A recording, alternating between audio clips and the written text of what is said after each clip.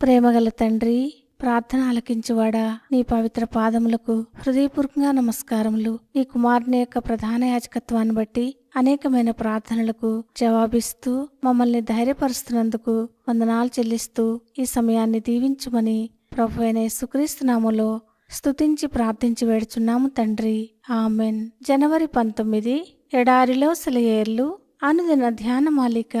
వారు విసుగక నిత్యము ప్రార్థన చేయుచుండవలెను. లూకాసు వార్త 18వ అధ్యాయం 1వ వచనం. చీమ దగ్గరికి వెళ్ళండి.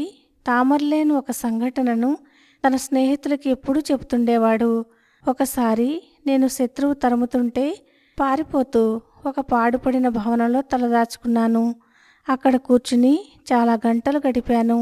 నా నికృష్ట స్థితిని గురించి అతిగా ఆలోచించి మనసు పాడు చేసుకోకుండా ఉండాలని అక్కడ పాకుతున్న ఒక చీమను గమనిస్తూ కూర్చున్నాను. అది తనకంటే పెద్దదిగా ఉన్న ఒక గోధుమ గింజను మోసుకుంటూ ఒక గోడ ఎక్కుతున్నది. గమ్యం చేరడానికి అది ఎన్నిసార్లు ప్రయత్నం చేసిందో లెక్కబెట్టాను. ఆ గింజ 69 సార్లు పడిపోయింది. అయినా చీమ తన ప్రయత్నాన్ని మానలేదు. 70వసారి ఆ గింజతో సహా గోడను ఎక్కగలిగిందా చీమ. ఆ క్షణంలో ఆ దృశ్యం నాకు ధైర్యాన్నిచ్చింది. ఆ పాఠాన్ని నేనెప్పుడూ మర్చిపోను.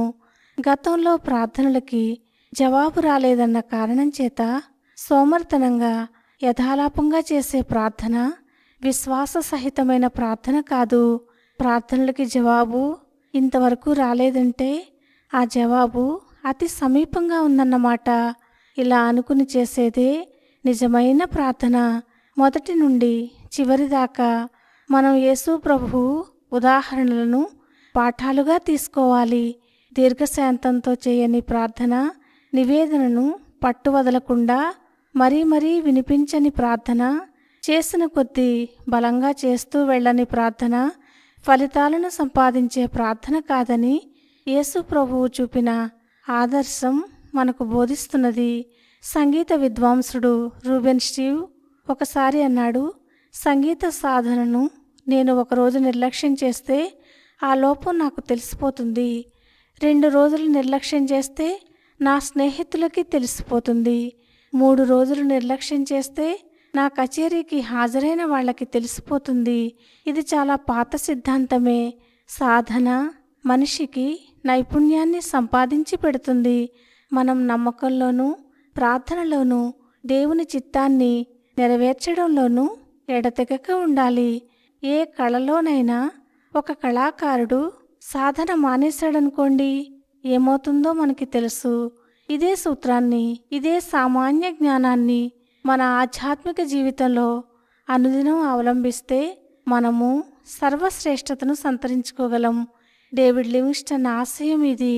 నా గమ్యాన్ని చేరేదాకా, అనుకున్న దాన్ని సాధించేదాకా ఆగిపోకూడదని నా దృఢ నిర్ణయం.